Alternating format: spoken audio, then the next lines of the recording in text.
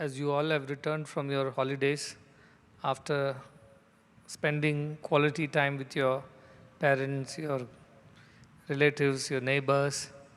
I'm sure you have come back with a sense of fulfillment and happiness for having shared the wisdom that you have learned with your loved ones at your home.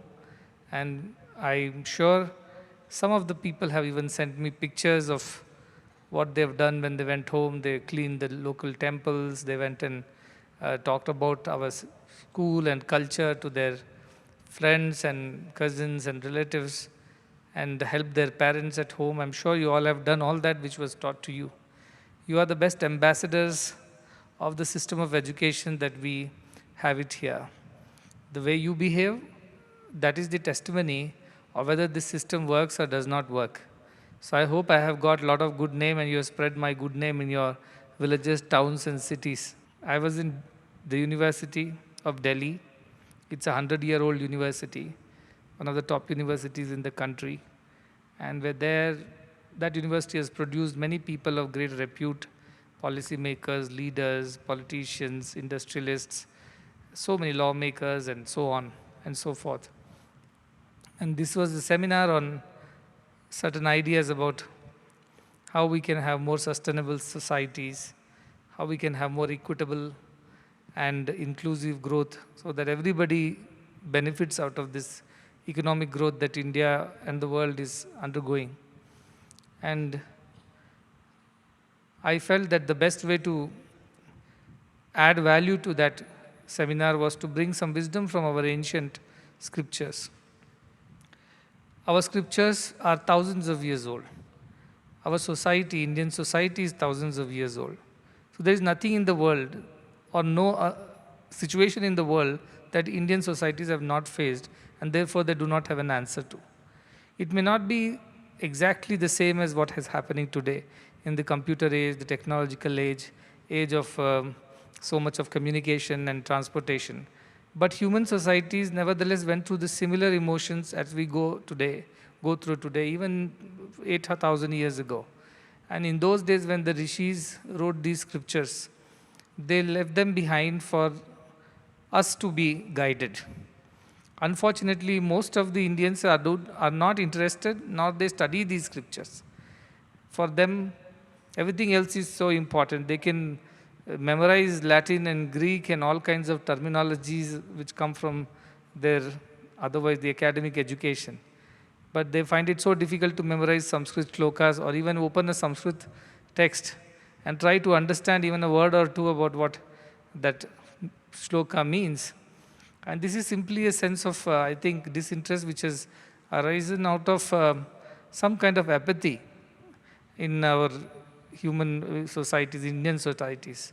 When I was in the US, I was in Dallas, that's in Texas, and came across some devotees, some followers of Sanatana Dharma, and they were telling they had organized, I think, in some place in Texas, Bhagavad Gita chanting, where thousands of school-going students and people had participated and they all chanted Bhagavad Gita from the beginning till the end together. And they created some kind of a record. I was very pleased that somewhere in the US, in the thick of all the material and economic progress, here are people who are sitting and learning Bhagavad Gita, chanting them so very sincerely.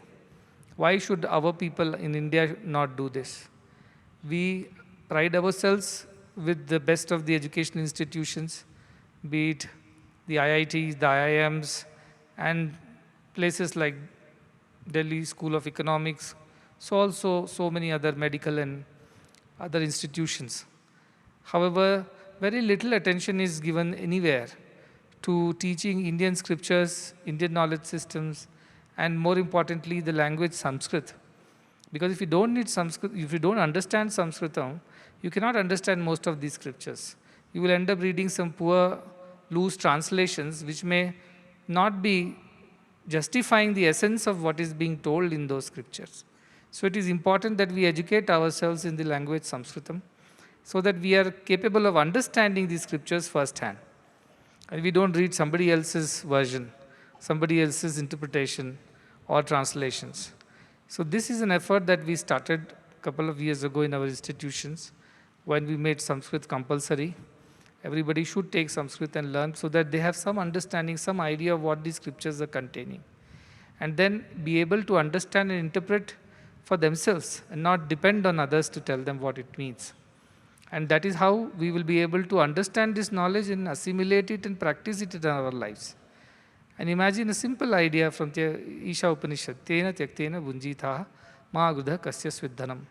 One is half a shloka, not even full shloka. That itself contains the essence of all the policies and all the philosophies and everything that you can think about in creating inclusive, equitable, or sustainable societies. Tena Tyaktena Bunjitha. Sacrifice and consume.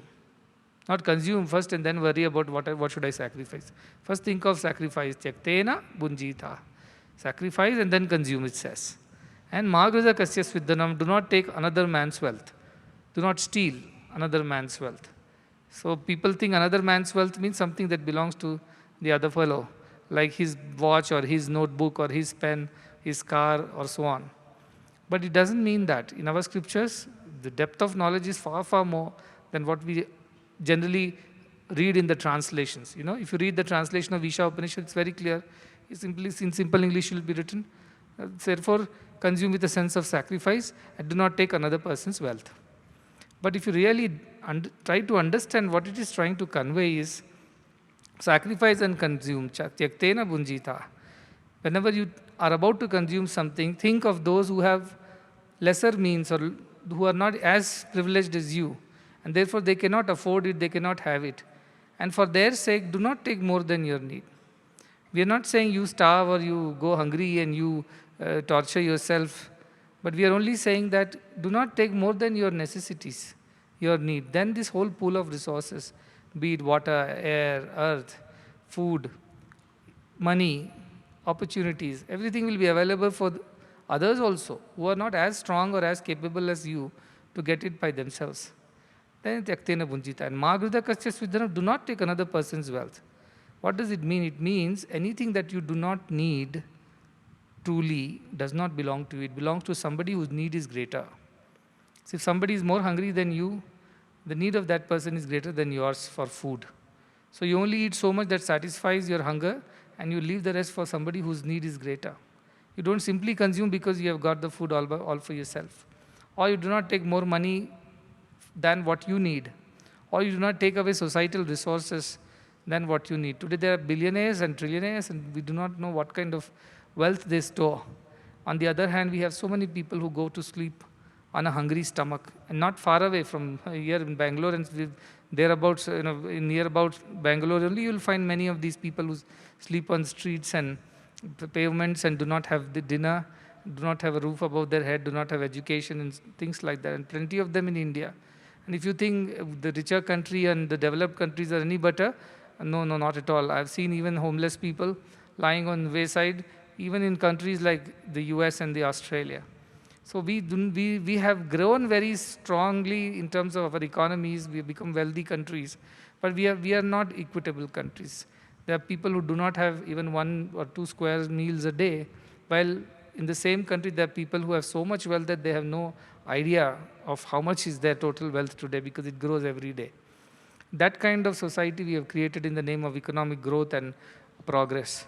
So our idea was to tell the university and the policy makers and those who are going to be future thought leaders, the graduates from that very prestigious university, to think differently. Think of including everybody and sincerely doing it.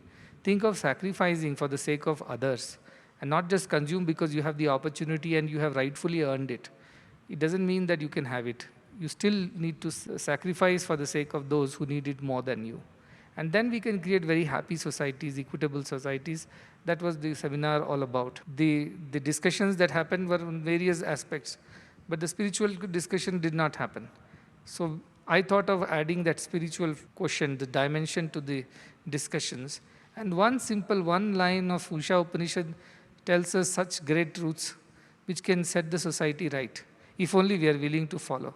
Then imagine all the Upanishads that are there and all the scriptures, Bhagavad Gita, the Prasthanatraya, and everything else that is at our actually as a heritage that we have inherited from our forefathers. So much wisdom is there. I'm sure there is an answer to every question the mankind can ever ask in these scriptures. But unfortunately, none of us have made efforts to dive in deep into these scriptures and learn from them. And we simply look towards the West for every answer to every of our questions. And we only get materialistic, very so-called logical, economic answers, but we do not get spiritual answers. But as Indians, we must study our scriptures. This is the basic requirement to be Indians. And our parents, our teachers, our systems should provide opportunities for children to learn that. Suppose in our schooling system, we do not bring these ideas of Bhagavad Gita or Upanishads or whatever paravidya. You think anybody of you on your own will pick up these books and study? Never, because you have so much of pressure on reading your academic subjects, especially as you grow higher and higher in your education. Your syllabus increases, your examinations are more, and then you have to study all these things and get good marks. And everybody is only after those marks. Because they think these marks means you will get better employment. Better employment means more wealth. More wealth means a comfortable life. Comfortable life is what everybody is looking for.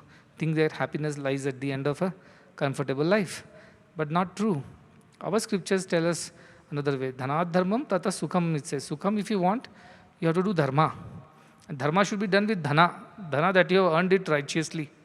With that you do dharma. Dharma means tyaga. Tyaga means sacrifice for others' sake. You don't need what you don't need simply goes to somebody else whose need is greater. If we all live like this, tell me where is the question of anybody going to sleep on a hungry stomach, or not having enough clothes to wear, or have a roof above the head, or not having education or access to health care and such basic human requirements. It will all be solved if we just follow one line of one scripture of our Sanatana Dharma. We don't even need to read the whole thing.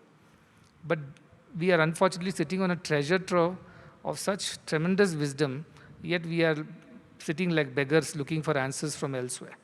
And that is why I made it a point that whether you are a student of school or university, even in the medical college, I don't think any medical college in the world has paravidya as a syllabus.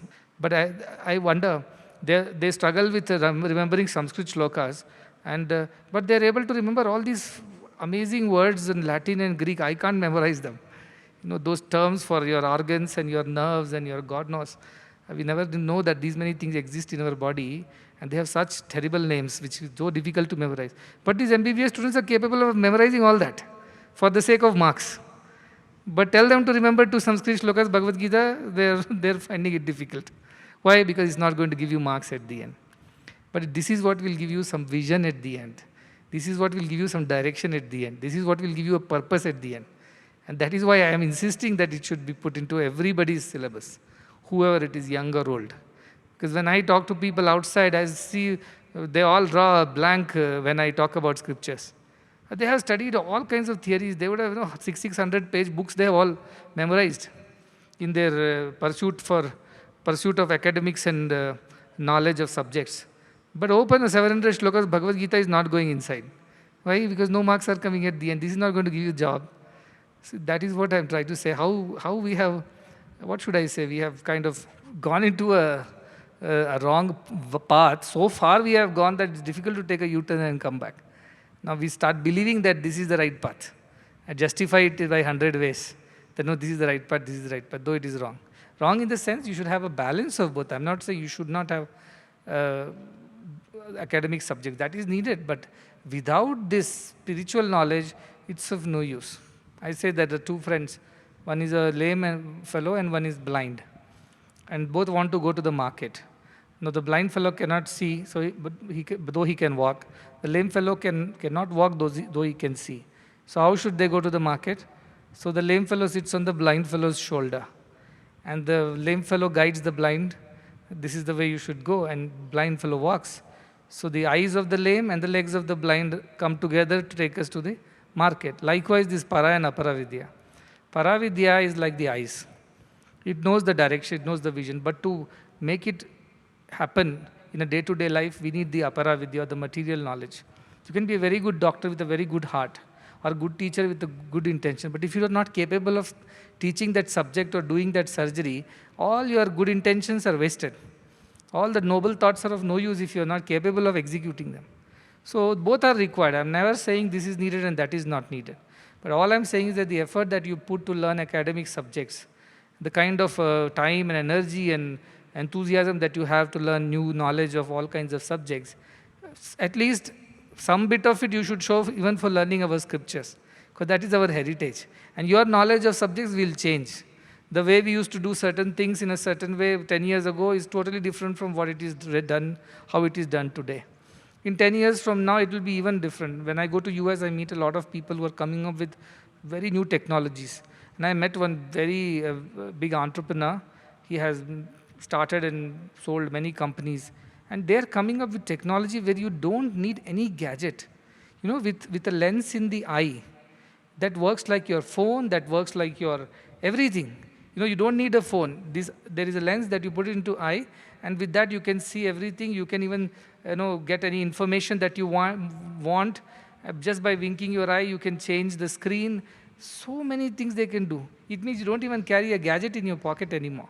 You just put those contact lens like things, and that's your world. It opens a totally new world for you. Anything you see, it identifies and gives you the description of what it is. Or if it identifies or recognizes face, it tells you immediately what is the name, where this fellow comes from, how many criminal records he has, how many good deeds he has done. It's like God's eye, it sees through everything. These are the kind of technologies that are coming up. So even tomorrow, you won't need these mobile phones also, you can throw them away. You just put that contact lens or whatever and go. Earlier we had that Google lens, but that was heavy and people had to wear it. Now that is also gone. They're just putting like contact lens. It does everything. It has such a world's smallest microchip inside it. How small it could be, just imagine if it's fitting inside a contact lens which has camera, which has a chip, which has a processor, which has everything in it, all by itself. Can you believe this? This is the world that we are heading towards. So whatever you learn today may not be useful tomorrow. Why? Because technology will change, knowledge systems will change. But one thing will not change. We will still remain humans. We will still need guidance. We will still need directions to lead happier lives. Comfortable lives, yes, technology can change and give us better opportunities. But happier lives, technology cannot give us. That's an inner thing. That comes only from spiritual understanding of things. And this is what we have to add to our system of education. I was in the US again, and we were telling even 5-year-old children are having suicidal tendencies. 5-year-old kids. 5-year-old they don't even know what life is, how things will be. But something they have picked up from their surroundings, and they get into depression. I heard the emergency rooms of hospitals are flooded with teenagers who have tried to commit suicide or going through some mental anxiety or depression issues. And those people are telling us, please help us, tell us how to deal with this crisis in a country like ours. They have gadgets, they have internet, they have everything at their fingertips, but they don't have any vision, they don't have sense of purpose. They feel at the age of 6, 7, 10, they feel they have lived enough and they don't want to live anymore. There is no purpose, there is no need to live. They want to kill themselves. And doctors are struggling with it. All I'm trying to say is that without spiritual knowledge, only material knowledge will lead to such societies where children are wanting to commit suicide for they have no purpose and no direction. They have no fulfillment. They have all the comforts, but they don't know what to do with themselves. And that kind of society we will end up building if we don't have spiritual studies included in our daily lives and daily studies. That is why I'm so particular that we all learn that. And when you learn that, you are better people, more balanced, more with a sense of purpose. You can become role models for others. Looking at you, they will also get inspired, and you can tell them how you do it. You can teach them some few scriptures also. So there's nothing wrong in learning all these things, but alongside all the material knowledge, please try and learn our scriptures. And minimum you should do is to learn Sanskrit language, because most of our scriptures are in Sanskrit language. Some are in very old Sanskrit, some are in recent Sanskrit, but nevertheless, if you know something, you'll be able to understand and relate to things. So put some effort. This is what I'm seeing. I go to a reputed 100-year-old university and I see not everybody understands Sanskrit over there. They can pride themselves with the largest, manufacturers of greatest minds and talents of the country. But at the end, if you're not rooted in your spiritual knowledge, what a waste of an opportunity to be born in India is what I would think. That is why I insist very much that our children, staff, teachers, even those staff who have joined newly from outside, they did not have an opportunity to study this wherever they were studying. But now they have an opportunity. Now you should make efforts to study. So my appeal to everybody is that please make sincere efforts. Don't study because I made it compulsory, that now there is no choice, we have to study. Don't do it without a heart. Do it with sincerity, because this will give you a direction and a purpose. As just now Narasimhaji was telling, that Mahatma Gandhi would go back to Bhagavad Gita for any guidance, any answer to the questions, and somehow he will find the answer, the guidance that was needed. If he is somebody who stood in front of the British army and fought for the freedom, can you think of anybody with a greater courage and conviction in what she is doing? He could do it because he had the strength of spiritual scriptures behind him. So also in your life, you will come across situations of crisis, decision making, situations where anything that you decide would have impact on generations. At that point of time, your inner wisdom alone should guide your path. Just your intelligence, just the logic and the facts that are there at that time will not be helpful. Something deeper has to guide us at that moment. That depth comes only with some understanding of spirituality, which is available in plenty in our scriptures, especially the Upanishads. If you cannot study anything, study Prasthanatraya. In Prasthanatraya also, among Brahma Sutras are like very small, coded kind of, they're not even sentences, they're phrases, difficult to understand. So easier is Upanishads. Even easier than Upanishads is Bhagavad Gita. So Bhagavad Gita is the easiest philosophical scripture you can read. It's so comprehensive. So if you haven't made efforts to learn Bhagavad Gita, haven't made efforts to memorize Bhagavad Gita, and so far, then please, still time is there. You start now. I'm not saying that memorizing is only to make sure that you are putting efforts, that's all. I'm not saying you can memorize the entire thing and repeat it verbatim. But if you have made that efforts to know every chapter, every shloka, I think you have made good efforts. At least some of that wisdom will remain with you throughout your lives, if not all the things. And that is important. So please make efforts.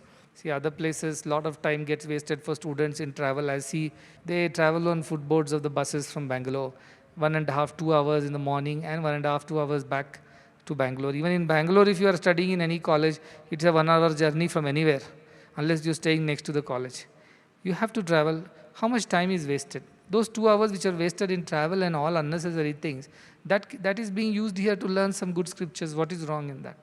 Otherwise, anyway, you would have traveled through the city traffic. Or for food, you would have traveled till the canteen and come back. Or for anything that you would have wanted from your hostel to the college, you would have to walk at least 20 minutes, 25 minutes, or take a vehicle. Everything is provided here in one place, within a campus. There's no wastage of time whatsoever. Everything happens just on time. Your breakfast is served on time, lunch is served on time. Nobody, not a minute's delay anywhere. What an opportunity. So all the time that we are saving out of this wonderful schedule, which otherwise would have wasted in a city like Bangalore or anywhere else where we were studying, all that should be put to good use. And that good use is not to go and study extra and do your homework, but to study some scriptures every day. So I'm not taking away any time from your schedule. I have only added time to your schedule by providing you everything at your fingertips, from knowledge to food to residence to every medical facility to anything and everything that you want. It's given to you at your doorstep. And all the time that is saved out of this huge arrangement that has been made to support your education should be utilized to do some good work, which is, as a student, you should study good scriptures. And when you grow up, you have studied all this, then all this time that you save should be put to good use by serving others. Nothing you need to sacrifice from your own, otherwise, whatever schedule and time. But this time which you have saved by virtue of the facilities that have been made available to you, that time should at least be utilized for the reasons that I ask you to utilize it for. So that is all I am asking for. So please make sure that all of you put efforts, whichever class you belong to, you are still a human being, you are still a Bharatiya, and this is your basic responsibility to read and learn the truths of our scriptures. And if you can't do it in our system here, let me tell you, nowhere in the world you will be able to do it again. Unless you retire, that will be like many, many decades later. And as Narasimhaji said, what's the use of reading the manual after using the gadget? You should read it before. And Bhagavad Gita is the manual for life. Read it now so that you can lead a good life. After ruining the whole life, or ruining the gadget, ruining the phone, You open the manual and check what did I do wrong to ruin it. What's the point? What's the point then? This is a wonderful opportunity. And when I travel and meet students from other universities, they're brilliant children, very talented, very focused, very clear in what they want. But somewhere I feel that we are not doing justice to them, because they are also children of the same Bharat, but they're not getting an opportunity to read our scriptures because somehow the system does not provide opportunity to them. So that is where our university becomes very unique. This is the additional thing that we can give to the world as a university, which all other universities do not have. But this is what will create better societies, inclusive societies, happy societies, sustainable societies. And I mentioned that the vision of developed India for me is this vision, where everybody is doing their dharma with complete faith in what they're doing, with happiness. Nobody is greedy. And that is what I was quoting from Valmiki Ramayana. I came across how Valmiki Ramayana describes Ramarajya, how people were. Brahmana, Kshatriya, Vaishya, Shudra, Lobha Vivarjitaha. All categories of people did their duty, intellectuals, administrators, the warrior class, so also the service class. Everybody did their duty without greed, without greed. They did based on the need. Nobody took anything from anybody. Swakarmasu pravartante, tushtaha svaireva karmabhihi. They were doing their duties happily, tushtaha. They were happy doing what they had got. Nobody complained about it. They did it very joyfully. And asan praja dharmapara ramesha sati nandritaha sarve dharmaparayanaha sarve lakshana sampannaha. When Rama was ruling, nobody told a lie, it seems. Everybody spoke the truth. And they were dharmapara. They were all abiding by the law of dharma. What is right, what is good. Nobody did anything wrong. Sarve dharma parayana. All people of all classes and categories were following dharma. And lakshana sampanna, they were full of virtues. Well, that is the developed India that we must build. But that is not possible unless everybody has knowledge of these scriptures and they follow this wisdom of the scriptures of sacrificing for others' sake and leading a life of dharma. That dharma will give you sukha, true happiness. That's how you can create happy societies. That is the essence. So please make efforts to read the scriptures. Put efforts to read paravidya. If you don't understand, don't hesitate to ask questions and clear your doubts. It's important that you understand it correctly and thoroughly. And those who are very good at it, I will send you around the world to various universities to give lectures, to do workshops, to talk about this Indian wisdom. Even while you are studying other subjects as regular students, you will also have an opportunity to go and interact and bring this dimension of education to various institutions. That is my mission. So I hope you will take this seriously, put efforts, and help me in spreading this wisdom to more parts of the world, to more people, which will give them direction and purpose and make them happier.